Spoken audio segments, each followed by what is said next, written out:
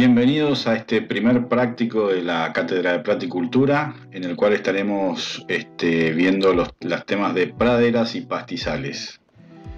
Para avanzar, empezaremos definiendo primero lo que son las praderas. Sobre este concepto ustedes van a encontrar algunas variaciones que existen en las definiciones, pero básicamente son biomas dominados por especies de gramíneas, o especies graminiformes, donde la característica principal es que están con una cobertura sobre unidad de superficie mayor al 95%. Generalmente se encuentran en zonas del planeta donde el régimen de precipitaciones va desde los 300 milímetros al año y menos de 1500 milímetros al año. Esto es un rango bastante amplio de precipitaciones, y por debajo de los 300 ya podríamos decir que estamos en un desierto, y arriba de los 1500 milímetros ya empieza a haber otro bioma, como es el bioma de las selvas, ¿sí? Como ustedes podrán ver en las imágenes, una pradera se caracteriza por una fisonomía similar a esta, donde se ve reflejada el 95% de la cobertura de especies de gramínea, donde se da también, con un fuerte componente en nuestro país, la ganadería vacuna en este caso, y también el cultivo de algunos cereales, ¿sí? ¿Cuáles son los tipos de praderas que nosotros podemos encontrar? Bueno, en primer lugar están las praderas naturales, que nosotros tomamos un concepto que lo denominamos pastizales localmente. Más adelante vamos a ver cuál es la definición o de dónde viene el concepto de pastizal, y vamos a tener algunas consideraciones con este concepto. Pero básicamente las praderas pueden ser naturales, donde la vegetación se da porque interactuaron los distintos ambientes, los distintos factores ambientales de una determinada región, y obviamente la vegetación coevolucionó con eso y dio origen a ese tipo de vegetación en particular. Cuando estamos hablando de pradera, recuerden que no estamos definiéndola por una especie en particular, sino por, en este caso, la composición, que es una cobertura mayor al 95% de la superficie por especie de gramínea o graminiformes. O sea que praderas puede haber en distintas partes del mundo siempre y cuando cumplan esa definición. Y por otro lado, avanzando un poquitito en el concepto, encontramos que las praderas también pueden ser artificiales. Y son artificiales cuando nos encontramos con ambientes de pasturas mejoradas y o cultivos, como por ejemplo el cultivo del maíz, el cultivo del sorgo, el cultivo del trigo y demás. ¿Por qué se llaman artificiales? Porque básicamente, a diferencia de las naturales que han coevolucionado con los factores ambientales, las praderas artificiales han sido manipuladas a través de tecnología, de selección genética y de biología molecular, para servir a un propósito de producción de una forma más eficiente, ¿sí? Entonces, en las praderas artificiales sí o sí interviene la mano del hombre en el proceso de selección y de evolución, obviamente, también. Dentro de las praderas artificiales encontramos que pueden ser monofíticas cuando domina una sola especie. En toda la cobertura encontramos una sola especie. Un ejemplo puede ser una pastura de Gatton Panic o de Brachiaria, o un cultivo de maíz o un cultivo de sorgo, digamos, que son gramíneas también, tienen un 90% de cobertura. No debemos acá, y se suele plantear una discusión, no es una competencia entre que el sorgo y el maíz son cereales y producen grano, y las pasturas como el gato y demás están destinadas al consumo por los animales, sino que estamos hablando de la definición del ambiente, ¿sí? Del bioma. Avanzando un poquitito más, pueden ser simples cuando son 2 o 3 especies las que encontramos dentro de un área determinada, siempre y cuando sean, obviamente, como ya lo reiteré varias veces, sean gramíneas, o complejas cuando son más de 4 especies, ¿sí? ¿Qué es lo importante que debemos tener en cuenta? ¿Cuáles son los factores que debemos considerar cuando hablamos de en qué condición está la pradera? Porque ustedes, cuando tengan que ejercer la profesión, la pregunta del millón y la pregunta más frecuente que le van a hacer los productores es ¿cómo está mi pastura, ingeniero? Entonces, a esa pregunta, que podría ser simple, digamos, podríamos catalogarla como una pregunta muy sencilla, en realidad la respuesta implica el desglose de un montón de factores. En, en, en, en términos simples o reduccionistas, la cobertura del suelo es el factor número uno a considerar. De nada nos sirve tener una superficie donde prácticamente no tenemos ningún tipo de cobertura, por más que tengamos algunas plantas por ahí dando vuelta. Entonces hablamos que una pradera está degradada cuando tiene menos del 40% de cobertura de la gramínea o de la especie que nos interesa. Es regular cuando está entre el 40 y el 60%. Y obviamente podemos decir que una pradera o un cultivo o una pastura está bien en términos de cobertura del suelo cuando supera el 65% de cobertura. Por otro lado tenemos la cobertura de las especies deseables. Como habíamos visto, las gramíneas, las praderas podrían ser simples, complejas, dependiendo de la cantidad de especies que encontremos. Y obviamente no todas esas especies, por más que sean gramíneas, van a cumplir o van a ser las que de principal interés desde el punto de vista zootécnico para el consumo del animal. Entonces yo también puedo evaluar de todas las especies de gramíneas que hay en un potrero o en una determinada superficie, cuántos son en realidad la proporción de las especies que a mí me interesan como productor o como profesional a cargo. Y por último está la producción. La producción en términos de kilogramos de materia seca, que puede ser expresada en términos de anuales, en términos estacionales, en primavera, en verano, en invierno, ¿sí? Producción siempre es la cantidad de materia seca asociado a una unidad de tiempo, que es un concepto que se diferencia mucho de lo que por ahí nosotros vamos a encontrar o vamos a escuchar que los productores, inclusive algunos colegas también, utilizan mucho, que es disponibilidad. Disponibilidad es la cantidad de materia seca por unidad de superficie que hay en un momento determinado. Es como una foto, es la cantidad, hablando vulgarmente, de pasto o materia seca que tengo hoy en determinado potrero por hectárea. En cambio, la producción es cuánto produce a lo largo del tiempo en una hectárea, en una unidad de superficie. O sea, la cantidad de materia seca acumulada por unidad de tiempo y superficie es lo que determina el concepto de producción.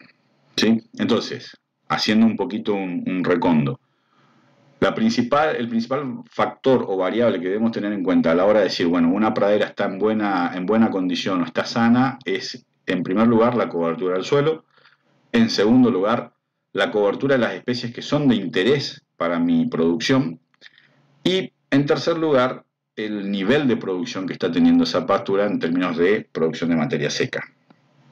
Bien, vamos a ver un poquitito más en detalle cuando nosotros hablamos de qué es un buen potrero y sobre todo de la condición del potrero en términos de cobertura de las especies deseables o de las especies que a mí me interesan.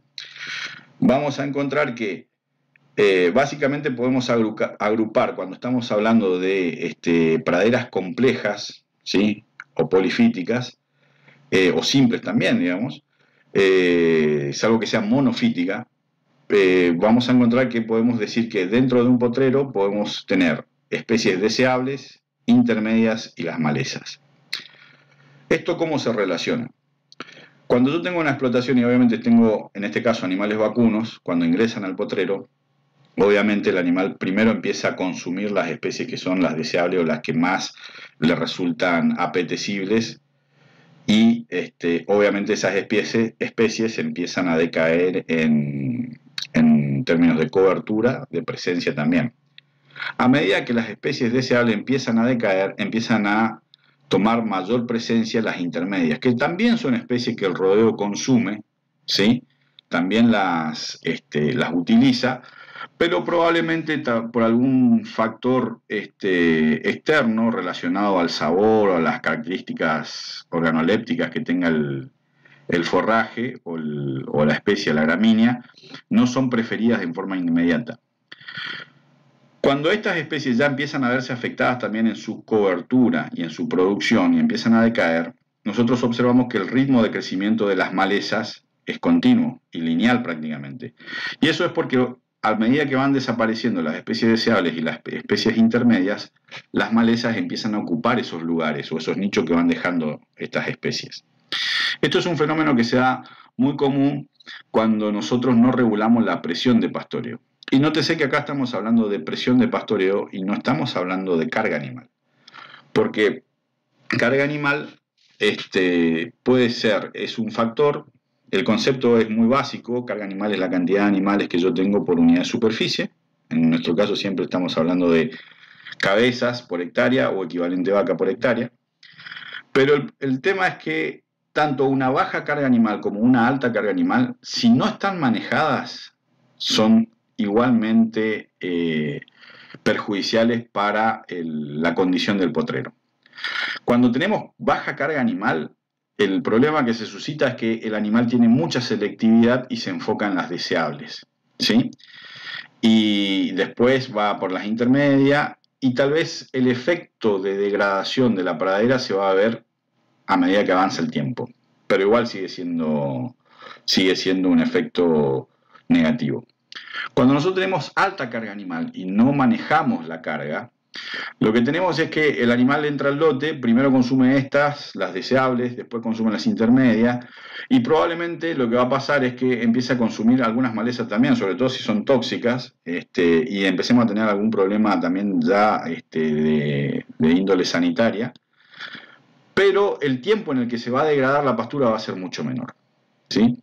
Eso es algo que después lo vamos a charlar y lo vamos a discutir en sistemas de pastoreo, pero justamente el objetivo de un sistema de pastoreo es tratar de, a través de alternar la carga animal y los tiempos de descanso y utilización de una pastura, el impacto que tiene la presión de pastoreo en la composición de estos tres grandes grupos dentro de un potrero y tratar de mantenernos en algún punto de equilibrio donde el nivel de las malezas no sea alto como para tener un potrero degradado y el nivel de producción de las deseables y las intermedias permita lograr los objetivos de producción del establecimiento.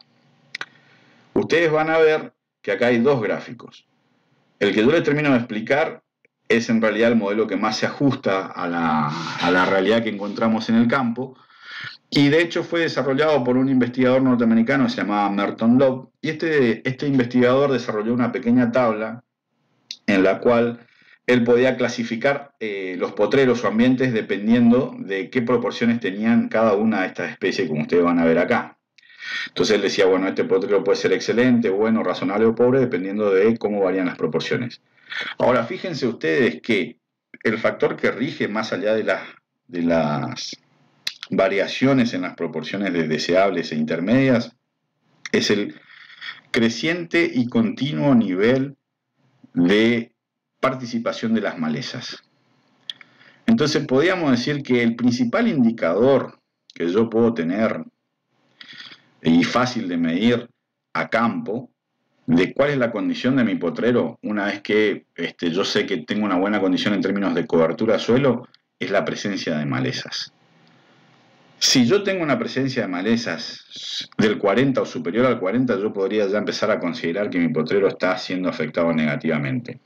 Y este es un indicador, le diría que bastante sencillo de medir, y más adelante en el desarrollo de la cátedra vamos a ver algunas metodologías que nos van a permitir estimar estos porcentajes. Esto es muy importante porque dentro de cada establecimiento nosotros sabemos que tenemos distinta cantidad de potreros y cada potrero tiene distinta combinación de estas especies. Y nosotros así podemos tener una tabulación o un mapa de cuáles son los potreros que están en determinada situación y cuáles son los potreros que requieren una intervención inmediata, ya sea o resembrando o fertilizando o aplicando un esquema de quema prescripta, bajando la carga, o suplementando, ¿sí? Ahora, notarán que en el cuadro de la izquierda hay un grafiquito que generalmente se difundió muchísimo, pero ha quedado ya prácticamente obsoleto a partir de la década del 70. Sin embargo, por alguna razón todavía lo siguen utilizando en algunas capacitaciones y también se sigue utilizando mucho en el intercambio entre colegas.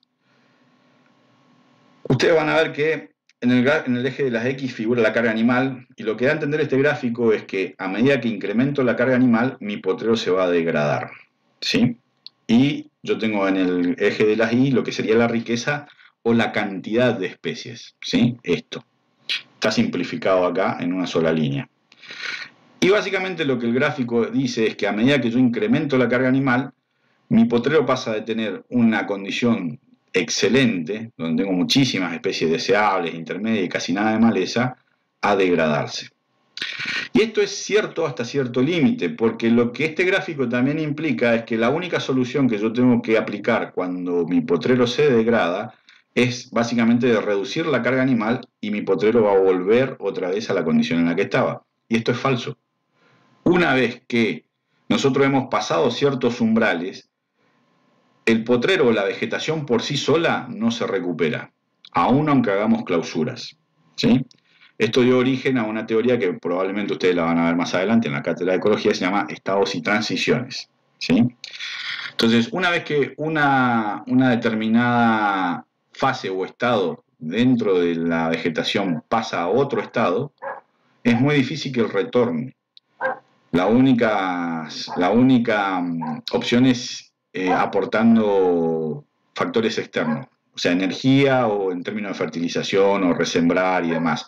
Pero el solo hecho de reducir la carga animal no va a hacer que el potrero se vuelva a recuperar. Eso solamente pasa cuando nosotros logramos identificar a tiempo que estamos pasando por un momento crítico o que los porcentajes de determinadas especies indicadoras están subiendo, y yo puedo entonces ahí sí aplicar un sistema de pastoreo y tratar de compensarlo. Pero una vez que yo llego tarde o que ya se ha degradado el potrero, como lo vamos a ver más adelante en la presentación, naturalmente no vuelve a su condición previa. Bien, hasta ahora nosotros hemos venido hablando de praderas y vimos lo que era el concepto de praderas. Pero en realidad se confunde mucho con el concepto de pastizales. El concepto de pastizales es un concepto, una mala traducción, si se quiere, una traducción muy limitada del concepto de rangeland o rangeland, que es un concepto acuñado en la escuela americana, donde básicamente el concepto de rangeland o pastizales para los norteamericanos es cualquier ambiente que no es amigable o propicio para el cultivo de cereales, pero sí aporta forraje para los animales herbívoros.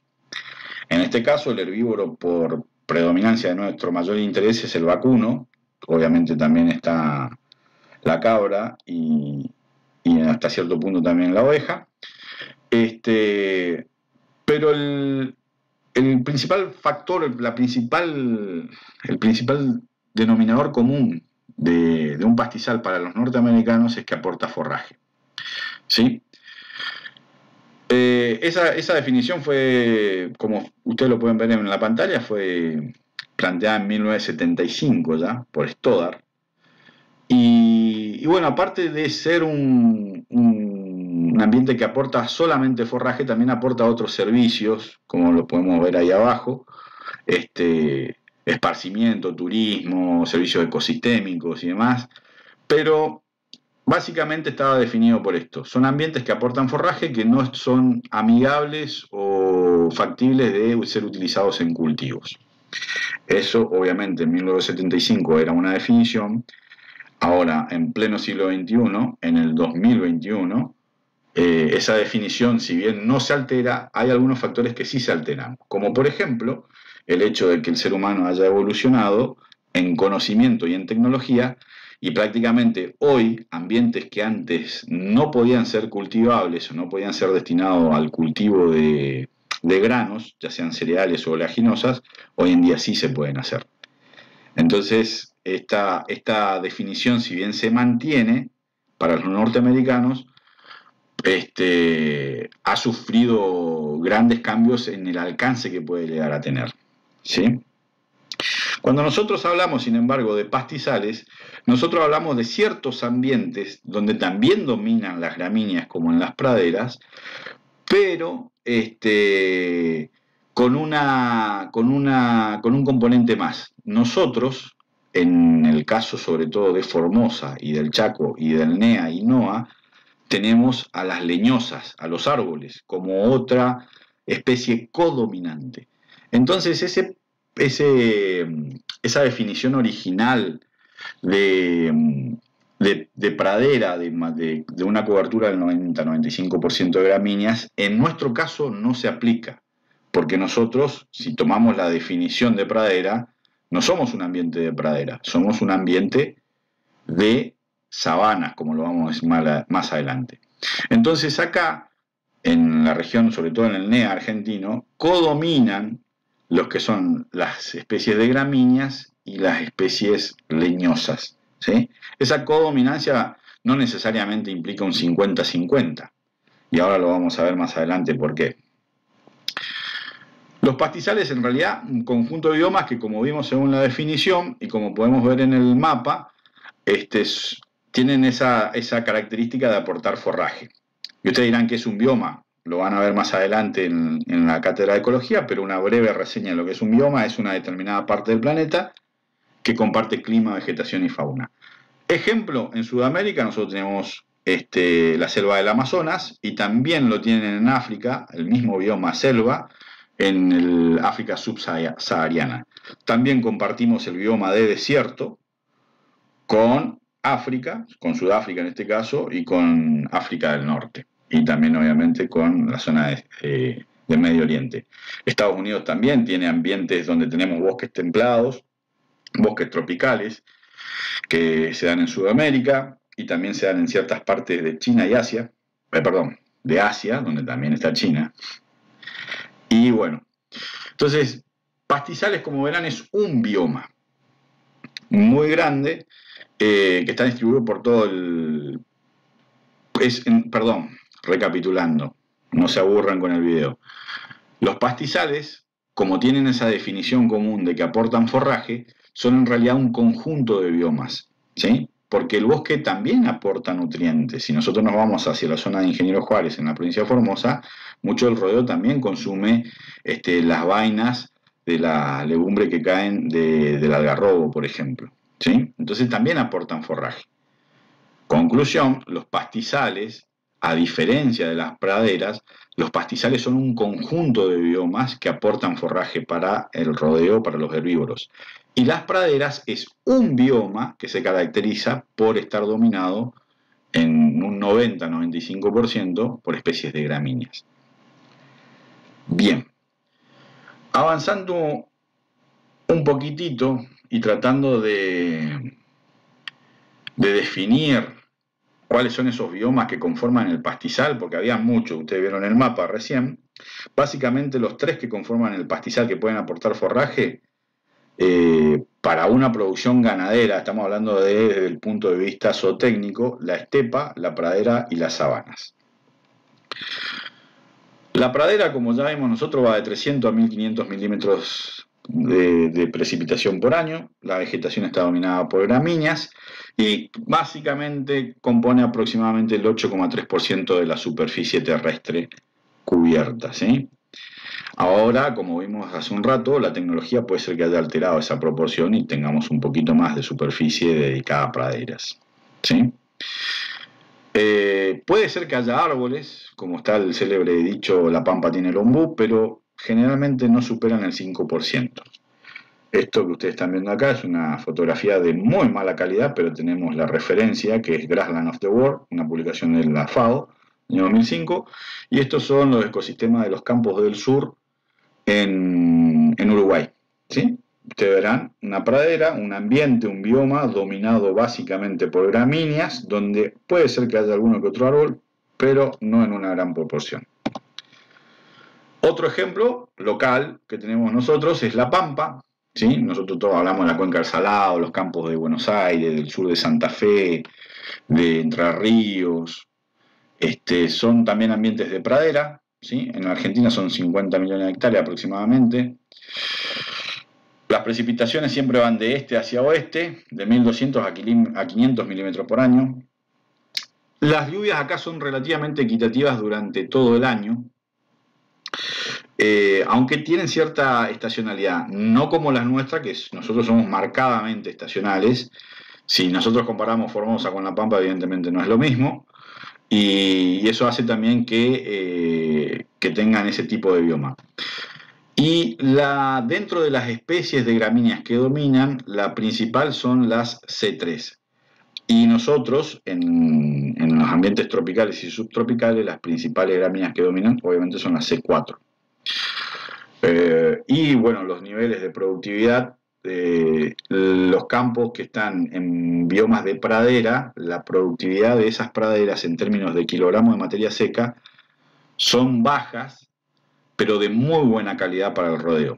Sin embargo, nosotros que estamos, como lo vamos a ver más adelante, en un bioma de sabana, que es uno de los biomas que conforman el pastizal, la productividad es mayor, pero la calidad nutricional para el rodeo es mucho menor. Bien.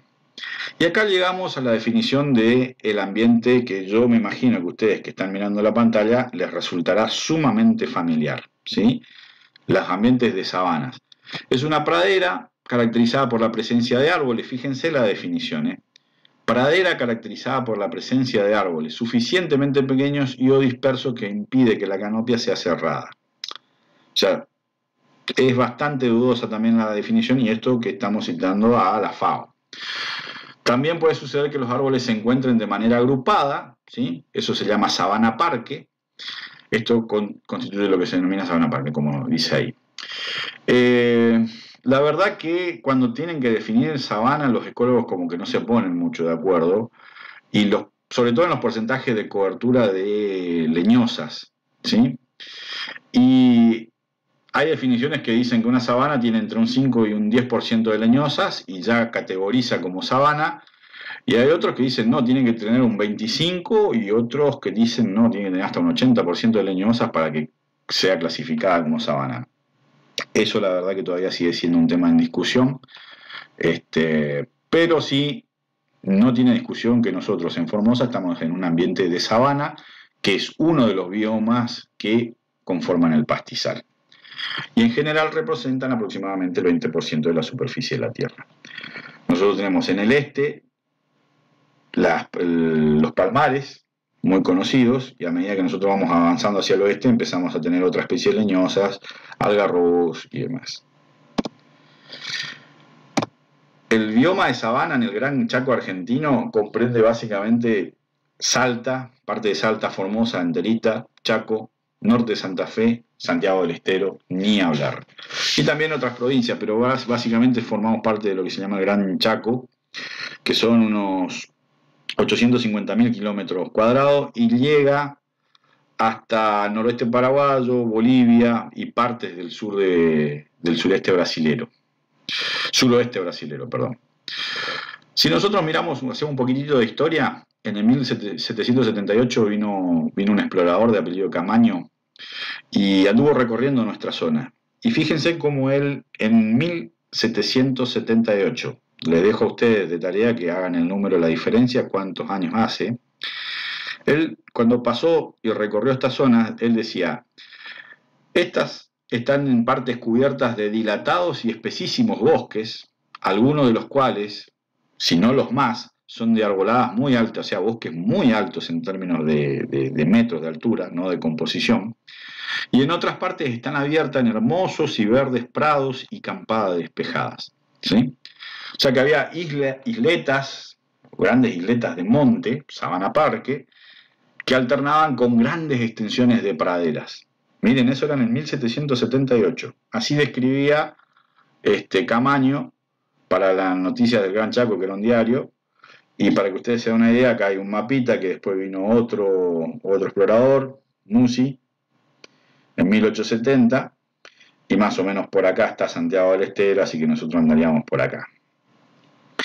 ¿Qué quiere decir esto y por qué está esta filmina? Para decirles, y básicamente para que tomemos conciencia, de cómo eran las sabanas, cómo era fisonómicamente la sabana en esa época, donde todavía nosotros no introducíamos la ganadería como una actividad productiva, y cómo es ahora. Si alguno de ustedes del oeste, fíjense si esta definición de lo que el hombre observaba y veía se ve ahora en este momento. Después me cuentan. ¿Qué se vio cuando nosotros empezamos a incorporar al rodeo al rodeo a la ganadería vacuna como actividad, en primer lugar, siempre fue para el cuero en las primeras épocas, cuando éramos jóvenes como patria, y después sí, obviamente, ya la producción de carne. Se empezó a dar un proceso que se dio en todo el mundo, que nosotros por ahí muchas veces creemos que solamente pasa acá en Argentina y pasa en realidad en todo el mundo, se llamaba lignificación, o en términos ingleses, wood encroachment, que nosotros lo conocemos como renoval. ¿Y qué pasó básicamente? Muy bien. Nosotros teníamos ambientes, disculpen, se me fue el clic, como decía Camaño, de bosques altos, abiertos, y sabanas o praderas donde había pastos muy tiernos para los animales. Y a medida que empezamos a sobreexplotar el bosque y a no controlar el pastoreo, como habíamos hablado hoy, un pastoreo irracional, obviamente la proporción esa codominancia entre gramíneas y leñosas se vio alterada y dio origen a lo que nosotros denominamos, o se denomina arbustal o renoval, ¿sí? Las especies colonizadoras iban ocupando el lugar que dejaban por un mal manejo, un exceso del desmonte y sobrepastoreo, y también del fuego, porque también el fuego fue un momento, un factor muy crítico. Hoy está muy normado y no legalizado, pero tenemos legislación para el tema fuego, muy limitada, por cierto, ya vamos a ver si podemos hablar algo del tema fuego también.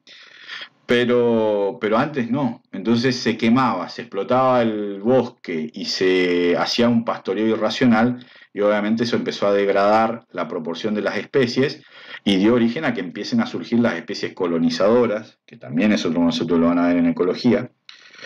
¿Y qué pasa? En algunos lugares de la Argentina, como no se llegó a controlarlo a tiempo, que era como habíamos visto hoy la teoría de que si yo reducía la carga animal se recuperaba todo, no pasó. Y a la naturaleza ya no le quedó otra cosa más que el suelo desnudo. No pudo conservar la cobertura vegetal y se transformaron en desiertos. Tienen que recordar que el principio básico de la naturaleza siempre es tratar de conservar el suelo. De los primeros 20, 30 centímetros que ustedes ven de suelo surge todo lo que hay arriba, ¿sí? De la capa orgánica. Y la naturaleza tiene programado conservar el suelo. Cuando nosotros con nuestras malas prácticas e irracionales, porque hoy en día hay muchísima tecnología como para ya subsanar algunas cosas, no logramos contener este proceso de degradación, lo que vamos a tener es suelo desnudo. El suelo desnudo es, en algunos casos, irrecuperable, se transforma en desierto. Lo sufren los africanos, lo sufrieron los australianos, lo sufren los norteamericanos, ¿sí? Y también nosotros. Y muchas veces, acá nosotros tenemos el ejemplo básico de este proceso, es el avance del vinal, que es una especie leñosa, que no tiene un uso maderero todavía a nivel industrial, se están investigando algunas cuestiones, pero ese avance del vinal en realidad es un tejido de cicatrización. Y siempre hago esta analogía. Cuando nosotros, los seres humanos, nos cortamos, y la magnitud del corte es importante, nos surge una cicatriz. Nos podrá gustar o no la cicatriz, pero la cicatriz cumple una función biológica que es cerrar esa herida y impedir el acceso de patógenos, ¿sí? Lo mismo hace la naturaleza cuando pone especies que por ahí para nosotros son indeseables, y de hecho desde el punto de vista zootécnico lo son, pero también son un indicador de que estamos haciendo las cosas mal. Y en algún momento tenemos que darnos cuenta de eso y empezar a implementar prácticas de manejo racionales, ¿sí? Hoy en día, repito, tenemos muchísima tecnología al respecto. Haciendo una síntesis, pasamos de ambiente de bosques y sabanas o pastizales a un arbustal, los santiagueños le dicen fachinal, los riojanos también, o bosque secundario, y por último llegamos al peladar o suelo desnudo. Esto se debió a exceso de pastoreo, tala, fuego, y actualmente muchos de los ambientes de sabana, y esto es una cuestión que todavía también está en debate y lo podemos charlar, se encuentran en este estado, en el estado intermedio. ¿Sí? Un bosque secundario, de sucesión secundaria, un arbustal o un fachinal. La pregunta es, ¿Seremos lo suficientemente inteligentes de empezar a aplicar prácticas para evitar llegar a una degradación total? Eso queda pendiente. Bien. Viniéndonos un poquito más al siglo XXI y a cuestiones locales, ustedes van a ver ahí dos imágenes satelitales. La que está a la izquierda superior es la imagen satelital del departamento Formosa y a la derecha el departamento Laicí. Y bueno, hoy en día los satélites nos permiten ver prácticamente todos los días la cobertura de la Tierra y podemos clasificar lo que estamos viendo. Entonces, acá nosotros tenemos la clasificación según ambientes, lo que es agua, lo que es monte alto o bosque bajo, pastizal y lo que son ambientes de humedal o de cañada, tanto para el departamento Laicí como para el departamento Formosa como para el departamento Laicí. Ahora yo les pregunto, cuando nosotros largamos el animal a un determinado potrero, ¿sí? O el rodeo a un determinado ambiente, ¿ustedes les parecen que el uso, la utilización o el comportamiento en pastoreo va a ser lo mismo en cada uno de estos ambientes o va a variar? ¿El animal se comporta igual en una pastura, vamos a poner una braquiaria, que en un pastizal de paja amarilla o dentro de un bosque? ¿Se comporta igual acá en el este de Formosa que en el oeste de la provincia? ¿Ustedes cómo creen que es esa interacción? ¿Y cómo creen que puede llegar a afectar la condición del potrero en el que está? Eso lo charlamos. Bien, ya concluyendo esta presentación para el práctico, le voy a pedir que a través de la persona referente de la comisión de este año formen 3 grupos. El grupo número 1 va a tener a cargo estudiar la especie de espartillo o Leonorus muticus, que es una de las especies principales de los pastizales de tanto de Chaco como Formosa. El grupo número 2 va a tener la especie paja amarilla, Solgastrum setosum, y el grupo número 3, paja boba, Paspalon intermedio. En este caso van a tener que hacer una monografía por grupo de 8 a 10 carillas en A4, ahí están las definiciones, pongan pausa al video. Van a tener que describir la especie, las características productivas, el valor forrajero, hacer un pequeño relevamiento de qué antecedentes hay publicados en la región, ¿sí? Van a tener que detallar cuáles son esos antecedentes, o sea, de dónde sacaron esa información, y van a tener que hacer una presentación grupal. Pueden hacerlo con PowerPoint, pueden hacerlo con Prezi, con afiches y se filman, o lo hacemos o lo transmiten por Zoom. Eso ya lo vamos a definir más adelante, pero esa es la tarea.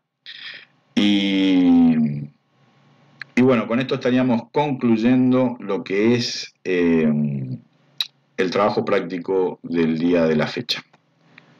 Por cualquier consulta pueden referirse al referente del grupo, valga la redundancia, y como ya lo hablaremos con el profesor Aguilera en la clase teórica, cómo nos vamos a organizar para el manejo de la cátedra. Espero no haberlos aburrido, no se olviden suscribirse al canal y denle like al video.